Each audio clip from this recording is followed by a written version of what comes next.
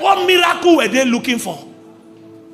They saw dangerous dimensions of God, but at the slightest opportunity, they bowed to Baal. They committed adultery with Ashtaroth. Souls are perishing and generations are dying under the influence of darkness.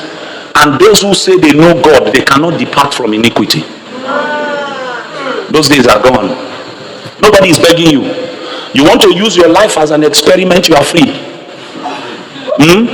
Turn your life into a laboratory for the devil. Let him try his new abominations with your life. It's your business. Nobody is going to beg you. But I assure you that when we die,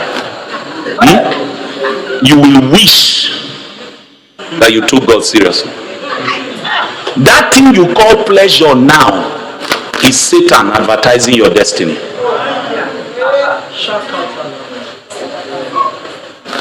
You call it pleasure, but he's hawking your destiny. You think Satan cares about you?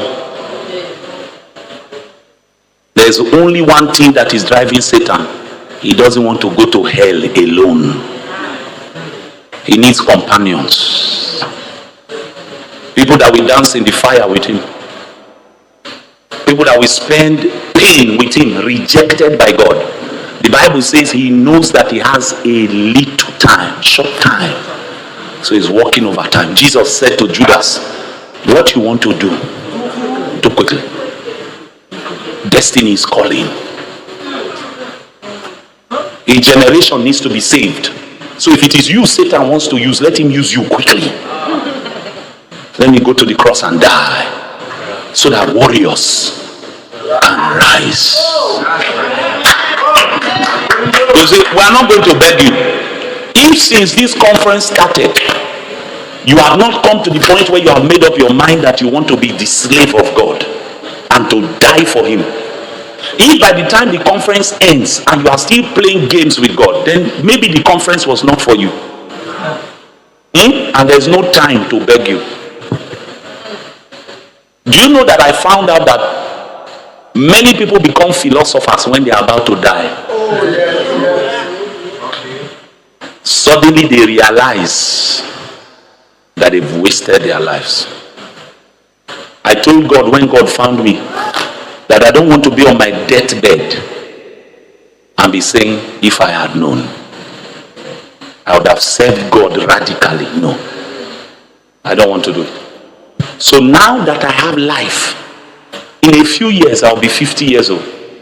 In a few years I'll be 60. In a few years I'll be 70. In a few years I'll be 80, 90 if Jesus tarries. I don't want to come to old age and discover that my life was a waste. So there's a reason I live the way I live. The world is not attractive to me, not because I cannot be foolish, but because I am seated at the table of my master.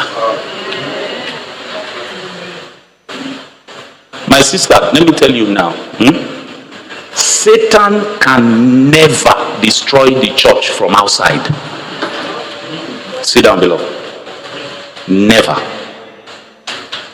Jesus said the church of God is marching on and the gates of hell cannot prevail against. That means there is nothing Satan can do from the outside to destroy the church. Go and read Exodus. In the book of Exodus, the more the Egyptians afflicted them, the more they multiply. Go and study church history. I tell my people back at home, as a Christian, if you have not studied church history, most likely your Christianity will be deficient. You don't know how we got here.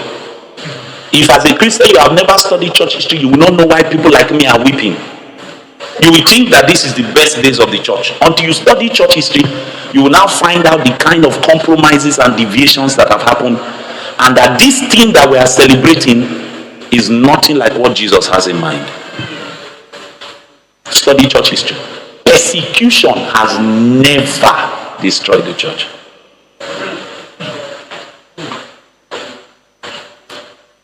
That's why in church history there's a phrase. It says that the blood of the saints was like seed.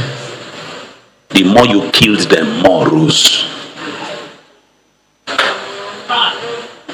The more you killed them, more rose. Civilizations were troubled about them. Troubled. Because you can go to a woman's house, kill her husband, kill her 2 children. You will not see her running on the road saying, hey! She comes out the next morning with a song of praise on her lips. How do you lose your husband and your children and you are not mourning? In my nation, with the persecution and the genocide that is going on for Christians in northern Nigeria, many of them will still wake up in the morning, carry their Bible and go to church in the morning. Some of you, if rain falls on a Sunday morning, you say, I can't go to church. Rain.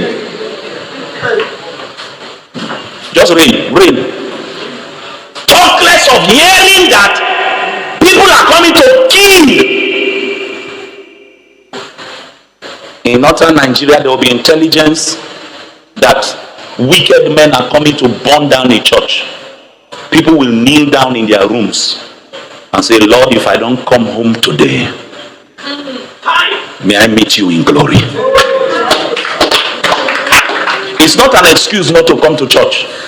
It's an honor to die for Jesus. So the church has never been destroyed from outside. To destroy the church, you need to plant men on the inside. So you have girls in the choir who consider it honor to service their pastor with sex.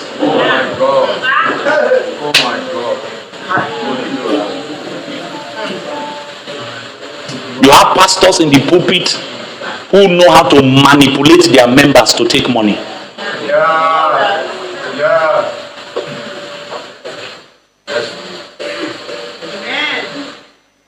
You have pastors in the pulpit who have made it their life's assignment to be sleeping with people's wife. False prophets everywhere.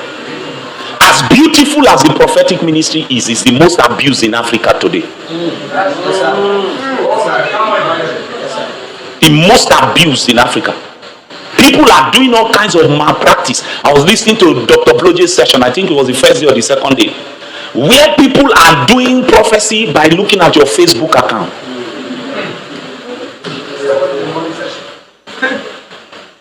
They have people that are planted. As you just enter the church, they will ask you your name, then they go and check your Facebook profile. They say, you went to Sweden last week. You say, preach, Papa.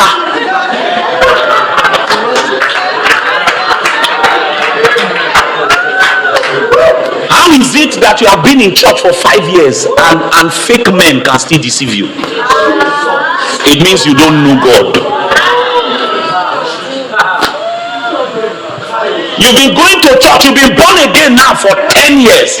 A man operating by a false spirit can still say something and you say he's a man of God. You don't know God. One of the things that will affect you when you begin to know God is that your discernment will be sharpened. So me, I don't listen to men of God with my ear. I listen to them with my spirit. When a man is speaking, I'm touching him with my spirit. And you can't convince me. If this my spirit says, that one not be man of God, you can't convince me. You can't convince me. Because I may not be a big preacher, but I know God small. I met God. I know him small. You can't convince me.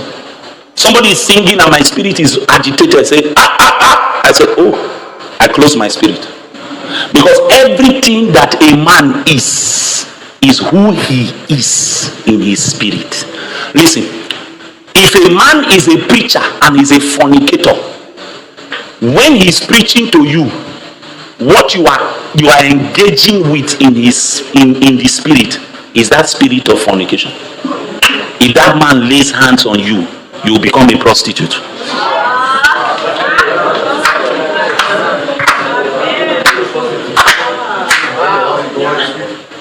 Every preacher communicates his essence. Every preacher. His essence, he will communicate to you. Some of you young men that are just running after everybody, man of God, man of God, man of God, you may end up becoming a thief. Because the man you are following is a thief. When he sees people in church, he sees them as bread, not as souls that need to be prepared for heaven. As bread. He sees them as bread, people that he can use to buy food, people he can use to drive a car, bread that he can eat. In my nation, there are places whereby when you get to the church, there are scouts. The pastor has scouts. And I'm not telling you what they said. I'm telling you facts. Hard evidence. The pastor has scouts. So when you come to the church as a young lady for the first time, the women know Papa spec. You're not here.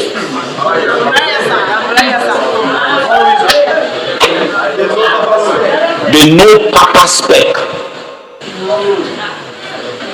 So you cannot enter church and they will not know that you are a first timer. They know once they see you and you are a first timer and you are Papa spec, they will come and meet you.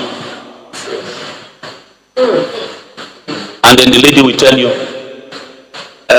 there's something called protocol department, and we are the ones that attends exclusively to the man of God. It's the greatest honor you can have in this church, to exclusively attend to Papa.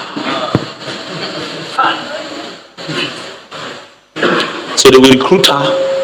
Then after some months, Papa will now tell her that, you see, part of your role, if you say you honor me, part of your honor will include giving me your body. Yes. Hard facts, charts, videos.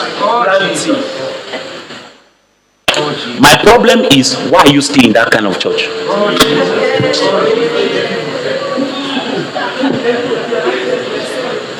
How did you get there? All your years of being a Christian, how are you still blind? How are you still deaf? Is a sickness. Because many places now have been designed in such a way that if you sit there for 30 years, you will never grow. Because babes are easy to manipulate. The day people become mature, they become sensible.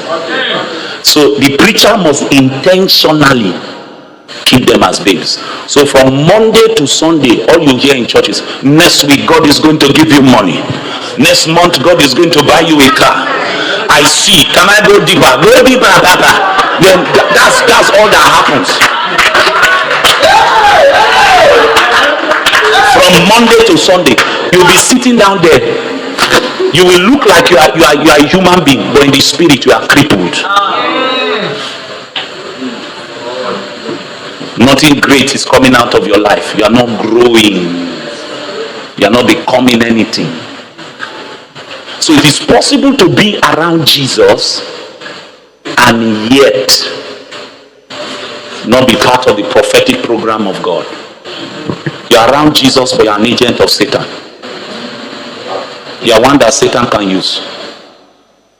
When a lady comes to me and says, hey, I slept with my pastor, I used to ask her, how? How?